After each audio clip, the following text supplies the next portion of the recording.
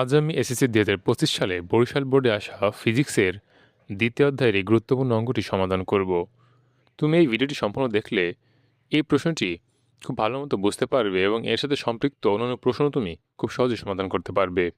চলো শুরু করি এই প্রশ্নের সমাধান।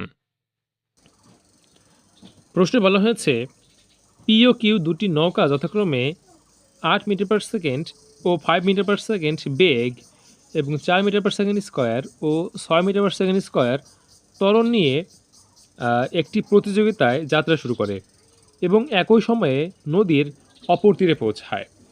অর্থাৎ আমাদের প্রশ্ন বিশ্লেষণ করে দেখা যায় যে আমাদের নৌকা দুটির আদিবেগ এবং তাদের চলার পথে যে ত্বরণ নিয়ে তারা চলেছিল সেই ত্বরণটা দিয়ে দিয়েছে এবং বলেছে যে গাড়িদ্বয় একই সময়ে নদীর অপর তীরে পৌঁছেছে। এখন চলো দেখি আমাদের প্রশ্নে কী চাওয়া হয়েছে। গণ প্রশ্নে বলা হয়েছে যাত্রা শুরুর 4 সেকেন্ড পর নৌকা দুটির মধ্যবর্তী দূরত্ব নির্ণয় করো এবং ঘন প্রশ্নে বলা হয়েছে পি ও কিউ নৌকা দুটি অপর তীরে পৌঁছালে নদীর প্রস্থ কত হবে তা নির্ণয় করো। এখন আমি এই দুটি প্রশ্ন ধাপে ধাপে খুব সহজ নিয়মে তোমাদেরকে বুঝিয়ে দেবো। ইনশাআল্লাহ তুমি এই ভিডিওটি সম্পূর্ণ দেখলে এই কনসেপ্টে বা এই প্রশ্নে যতগুলো বেসিক আছে সবগুলো তুমি বুঝতে পারবে। চলো তাহলে শুরু করি গণন সমাধানের মাধ্যমে। যেহেতু আমাদের প্রশ্নে বলেছে যে 4 সেকেন্ড পর নৌকা দুটির মধ্যবর্তী দূরত্ব কত, কাজে আমরা ধরে নিয়েছি নৌকা দুটি এই স্থান থেকে যাত্রা শুরু করেছিল এবং 4 সেকেন্ড পর প্রথম নৌকাটি অর্থাৎ পি নৌকাটি S1 দূরত্ব অতিক্রম করে এবং কিউ নৌকাটি S2 দূরত্ব অতিক্রম করে। এখন দেখো, যদি আমি S2 অর্থাৎ সম্পূর্ণ পথ থেকে S1 অর্থাৎ পি নৌকার দূরত্ব বাদ দেই, তাহলেই তাদের মধ্যবর্তী দূরত্ব আমরা পেয়ে যাব।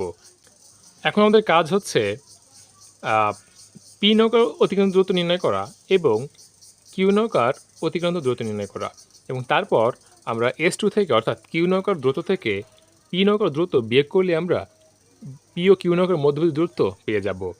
দেখো, এখানে আমরা পি নৌকার ক্ষেত্রে এটাকে এস দ্বারা প্রকাশ করেছি, অর্থাৎ 4 সেকেন্ডে পি নৌকার অতিক্রান্ত দূরত্বকে S1 দ্বারা চিহ্নিত করেছি, যেখানে পি নৌকার আদিবেগ, ত্বরণ এবং সময় বলে দেওয়া হয়েছে এবং আমরা এস নির্ণয় করেছি S=UT প্লাস ½ AT² এই সূত্র প্রয়োগের মাধ্যমে এবং তারপর শুধুমাত্র মানগুলো বসানোর ফলে আমরা পেয়েছি 64। এখন দেখা যাক কিউ নৌকার ক্ষেত্রে। এখন দেখো, কিউ নৌকার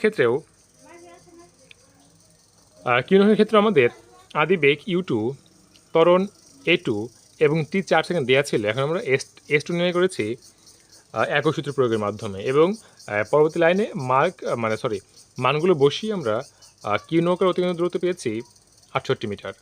এখন 4 সেকেন্ড পর, যেহেতু আগে বলেছিলাম যে দ্বিতীয় নৌকার দূরত্ব থেকে প্রথম নৌকার দূরত্ব বিয়োগ করলেই আমরা পি ও কিউ এর মধ্য দূরত্ব পেয়ে যাব। আমরা এখানে সেটি তাই করেছি।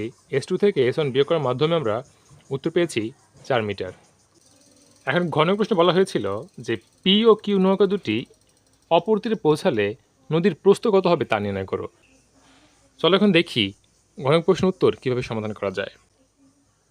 যেহেতু আমাদের নদীর প্রস্থ চাওয়া হয়েছে, কাজে আমরা ধরে নিয়েছি যে নদীর প্রস্থ S, আর যেহেতু বলেছিল যে নৌকা দুটি একই সময় নদী পার হয়েছে, কাজে ধরে নিলাম যে টি সময়ে অর্থাৎ 30 সেকেন্ডে নৌকা দুটি নদীর অপর প্রান্তে পৌঁছেছে।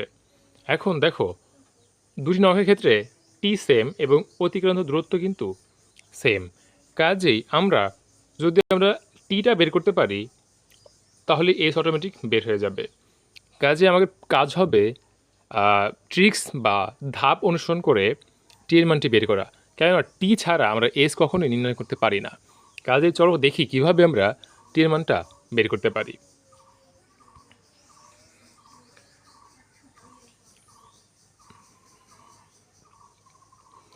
প্রথমে আমরা টি সেকেন্ডে প্রথম নৌকার অর্থাৎ পি নৌকার অতিক্রান্ত দূরত্ব নির্ণয় করেছি, যেটি ছিল এস, এবং এটাকে আমরা 1 নং সমীকরণে রেখেছি। এবং তার পরবর্তীতে কিউ নৌকার ক্ষেত্রে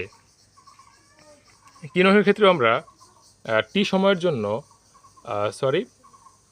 মানে টি সময়ের জন্য অতিক্রান্ত দূরত্ব বের করছি তার আদিবেগ এবং ত্বরণের মাধ্যমে, যেটিকে আমরা 2 নং সমীকরণে রেখেছি। এবং তার পরবর্তীতে এই দুটি সমীকরণ বিয়োগ করে আমরা টি এর মান পেয়ে গিয়েছি। দেখো আমরা যে দুটি সমীকরণ পেয়েছি এস থেকে, অর্থাৎ অতিক্রান্ত দূরত্বের দুটি সূত্র ইউজ করে যে দুটি সমীকরণ আমরা পেয়েছিলাম, সেগুলো থেকে আমরা এখন 2 থেকে 1 নং বিয়োগ করার ফলে আমরা টি এর মানটি পেয়েছি। এখন টি এর মান আমরা 1 নং অথবা 2 নং যে কোনো একটা সমীকরণে বসালেই আমরা এসটা পেয়ে যাব। আর এসটাই হচ্ছে আমাদের ওই নদীর প্রস্থ। কাজে এখন আমরা টি এর মান অর্থাৎ টি ইকুয়াল টু 3 সেকেন্ড 1 নং সমীকরণে বসিয়েছি। তোমরা চাইলে 2 নং সমীকরণে বসাতে পারো, উত্তর একই আসবে। এখন আমরা টি ইকুয়াল 3 1 নং সমীকরণে বসানোর ফলে দেখো, যেহেতু আমাদের 1 নং সমীকরণে ছিল 8t প্লাস 2t স্কোয়ার, কাজেই টি এর স্থলে আমরা 3 বসানোর ফলে 8 ইন্টু 3 হয়েছে এবং 2 প্লাস 2 ইন্টু 3 স্কোয়ার হয়েছে, যেটাকে ক্যালকুলেট করলে আসে 42। কাজেই নদীর প্রস্থ হচ্ছে 42 মিটার। আশা করি তোমরা এটি বুঝতে পেরেছ।